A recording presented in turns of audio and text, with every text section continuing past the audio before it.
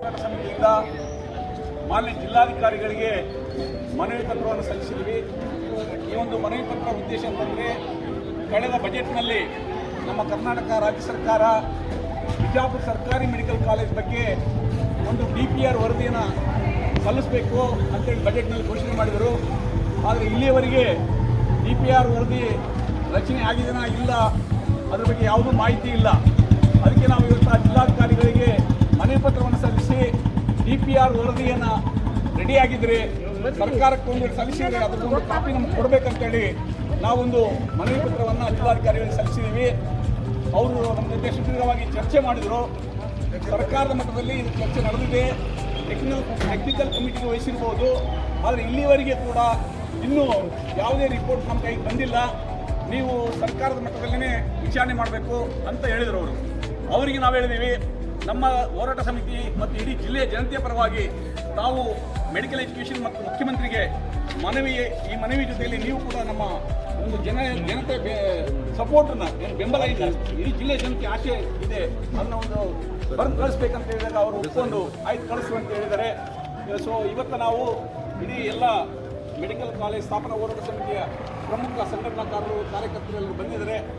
ಅವರೆಲ್ಲರೂ ಕೂಡ ಇವತ್ತಿನ ಈ ಒಂದು ನಿಯೋಗದಲ್ಲಿ ಸೇರಿ ಜಿಲ್ಲಾಧಿಕಾರಿ ಮನೆ ಎಲ್ಲರಿಗೂ ಕೂಡ ಧನ್ಯವಾದಗಳು, ವಂದನೆ.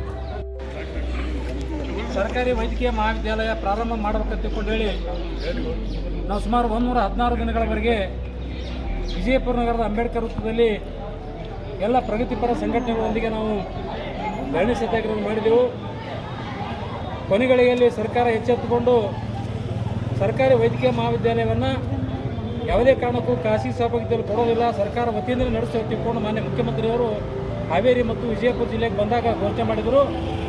ಮತ್ತು ಮಾನ್ಯ ಮುಖ್ಯಮಂತ್ರಿಗಳು ಹೋರಾಟಗಾರರಿಗೆ ಮನವಿ ಮಾಡಿಕೊಂಡ್ರು, ಇನ್ನು ಮುಂದೆ ಹೋರಾಟ ಮಾಡೋ ಅವಶ್ಯಕತೆ ಇಲ್ಲ, ಸರ್ಕಾರ ನಿಮ್ಮ ಬೇಡಿಕೆಗಳನ್ನ ಈಡೇರಿಸ್ತೇವೆ, ನಿಮ್ಮ ಬೇಡಿಕೆ ಅನ್ನೋದು ಸರ್ಕಾರಿ ವೈದ್ಯಕೀಯ ಮಹಾವಿದ್ಯಾಲಯ ಸರ್ಕಾರ ಆಗಿರಬೇಕು, ಯಾವುದೇ ಕಾರಣಕ್ಕೂ ಖಾಸಗಿಯ ಸಹಭಾಗಿತ್ವದಲ್ಲಿ ಆಗಬಾರ್ದಂಥ ವಿಚಾರ ಸರ್ಕಾರ ಗಮನಕ್ಕೆ ಬಂದಿದೆ. ಕೂಡಲೇ ಸರ್ಕಾರ ವತಿಯಿಂದಲೇ ಪ್ರಾರಂಭ ಮಾಡ್ತೇವೆ, ನೀವು ಹೋರಾಟವನ್ನು ಕೈ ಬಿಡಿ ಅಂತಂದಾಗ ನಾವು ಹೋರಾಟವನ್ನು ಕೈ ಬಿಟ್ಟೆವು. ಅದಕ್ಕಿಂತ ಮುಂಚೆ ನಾವು ಸುಮಾರು 27 ಜನರ ಮೇಲೆ ಪ್ರಕರಣ ದಾಖಲಾಗಿ 6 ಮಂದಿ ನಾವು ವಿಜಯಪುರ ದರ್ಗಾ ಜೈಲಿಗೆ ಹೋಗಿ 13 ದಿನ ನಾವು ಸೆರೆವಾಸವನ್ನು ಅನುಭವಿಸಿದೆವು. ಸರ್ಕಾರ ಎಚ್ಚೆತ್ತುಕೊಂಡು ಒಂದು ಸ್ಪಷ್ಟವಾದಂಥ ನಿಲುವನ್ನು ಅವರು ಪ್ರಕಟಣೆ ಮಾಡಿದರು. ಆದರೆ ಇಲ್ಲಿವರೆಗೂ ಕೂಡ ಯಾವುದೇ ರೀತಿ ಸರ್ಕಾರದಲ್ಲಿ ಏನು ಪತ್ರವ್ಯವಹಾರ ನಡೆದಿದೆ, ಏನು ಮೂಮೆಂಟ್ಸ್ ಇದೆ ಅಂತಕ್ಕಂಥದ್ದು ಅರ್ಥ ಆಗ್ತಾ ಇಲ್ಲ. ಈಗಾಗಲೇ DPR ಆಯ್ಕೆ ಮಾಡಿ ಕಳಿಸಿದ್ದಾರೆ ಅಂತಕ್ಕಂಥದ್ದು ಮಾಹಿತಿ ಇದೆ, ಆದರೆ ಇನ್ನೂ ಸ್ಪಷ್ಟತೆ ಇಲ್ಲ. ಆ ಕಾರಣಕ್ಕಾಗಿ ವಿಳಂಬ ಮಾಡದೆ ಶೀಘ್ರದಲ್ಲಿ DPRನ ತಯಾರಿಸಿ ಅದಕ್ಕೆ ತಗುಲುವಂಥ ಅನುದಾನವನ್ನು ಕೂಡಲೇ ಬಿಡುಗಡೆ ಮಾಡಿ ಸರ್ಕಾರಿ ವೈದ್ಯಕೀಯ ಮಹಾವಿದ್ಯಾಲಯನ ಶೀಘ್ರದಲ್ಲಿ ಪ್ರಾರಂಭ ಮಾಡಬೇಕಂತಕ್ಕಂಥದ್ದು ಇವತ್ತು ನಮ್ಮ ಹೋರಾಟ ಸಮಿತಿ ವತಿಯಿಂದ ಮಾನ್ಯ ಜಿಲ್ಲಾಧಿಕಾರಿಗೆ ಮತ್ತೆ ಚರ್ಚೆ ಮಾಡಿ ಮನವಿಯನ್ನು ಕೊಟ್ಟಿದ್ದೇವೆ. ವಿಳಂಬ ಮಾಡಬಾರದು ಸರ್ಕಾರ. ಈಗ ಹೊಸ ಸರ್ಕಾರ ರಚನೆ ಆದ ನಂತರ ಈಗ ಯಾರು ವೈದ್ಯಕೀಯ ಮಹಾವಿದ್ಯಾಲಯದ ಸಚಿವರಾಗ್ತಾರೋ ಅವರು ಕೂಡಲೇ ಅದನ್ನು ಕ್ರಮಕ್ಕೆ ತಗೊಳ್ಳುವಂಥ ವ್ಯವಸ್ಥೆ ಮಾಡಬೇಕು. ಅದೇನು DPRದಲ್ಲಿ ಎಷ್ಟು ಎಸ್ಟಿಮೇಟ್ ಮಾಡಿದರೆ ಹಣವನ್ನು ಕೂಡ ಕೂಡಲೇ ಅದನ್ನು ಬಿಡುಗಡೆ ಮಾಡಿ ಇಲ್ಲಿ ಸರ್ಕಾರಿ ವೈದ್ಯಕೀಯ ಮಹಾವಿದ್ಯಾಲಯನ ಪ್ರಾರಂಭ ಮಾಡಬೇಕು, ಬಡ ಮಕ್ಕಳಿಗೆ ಅನುಕೂಲ ಮಾಡಿಕೊಡಬೇಕು.